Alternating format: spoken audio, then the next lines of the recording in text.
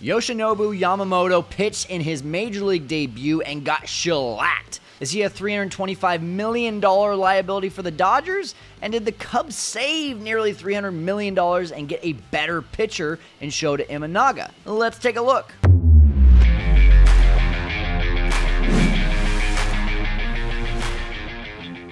After signing the largest contract in baseball history for a player who had never thrown one pitch in the MLB, Yamamoto looked like he was ready to be a phenom for the Dodgers.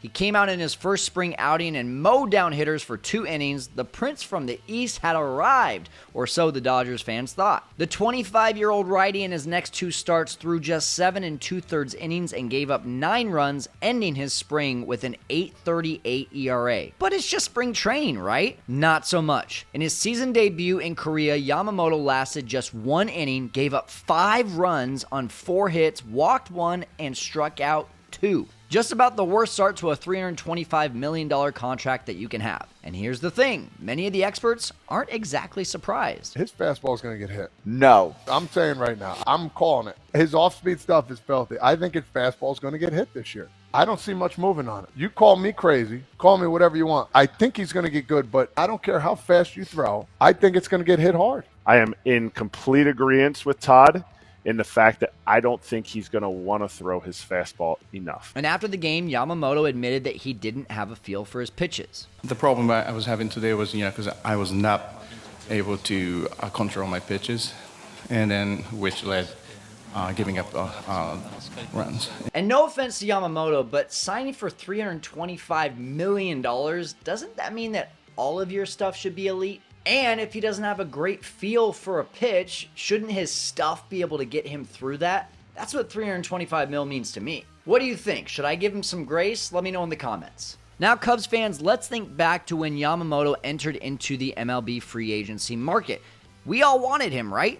I know I did. Honestly, Shota Imanaga wasn't even a thought. After missing out on Shohei Ohtani, all of our attention went to Yamamoto, and when it became pretty obvious that the Cubs were not serious contenders for Yamamoto, comments online were pretty clear on how Cubs fans felt about this. Most of them dealt with Tom Ricketts being cheap and Jed Hoyer not being able to reel in the really big free agents. But now Jed Hoyer's genius may be shining through. Hoyer was able to lock in Imanaga for 4 years at just $53 million.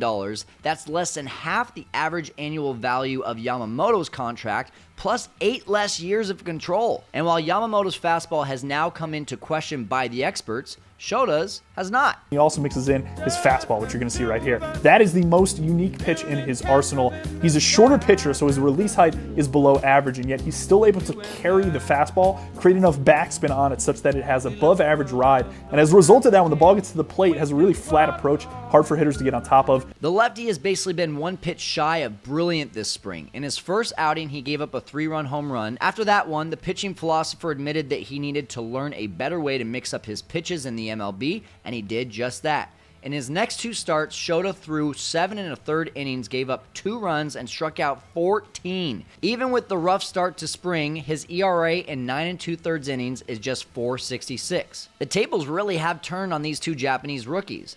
Now, there's one glaring difference at this point. Shota is still in spring training and has yet to throw a pitch during the regular season. Who's to say he doesn't go out there and have the same miserable start to the year? It's very possible, and I think it's important to temper expectations. Shota is not and likely never will be the Cubs' ace. He's expected to be a solid number 3 starter. He's a fly ball pitcher, and he's going to give up his fair share of home runs, especially when that wind is blowing out in Wrigley. Now, I'm no expert, but when I watch how Shota pitches and describe the type of expectations, it's hard for me not to think about Ted Lilly.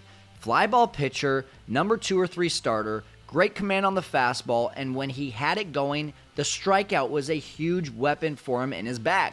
If the Cubs get the same 4 years from Imanaga as they got from Lilly, I personally will be one happy Cubs fan. In Ted's time in Chicago, the crafty lefty made 113 starts, won 47 games, and did this with just a .370 ERA and over 700 innings pitched. Now, he did give up 101 home runs in his time, but honestly, with numbers like that, who cares? But even if the Shota experiment implodes, it really is barely a blip on the radar for the Cubs organization. 4 years, $53 million in today's game is not a big deal by any means. On the other hand, 12 years, $325 million, now that has the chance to be catastrophic.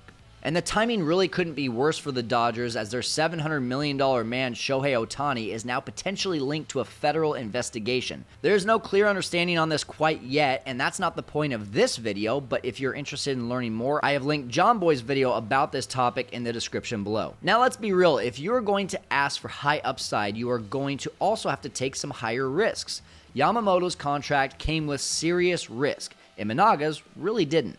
And that's maybe some reason that Cubs fans are screaming for Jed to go after some big free agents. Fans are ready to see some risks taken. So what is your opinion? Would you rather have Yamamoto, who comes with huge risk but has a high upside, or did Hoyer make the right decision and get the best bargain deal? Let me know what you think in the comments. For now, this is a risk that comes with more question marks than explanation points.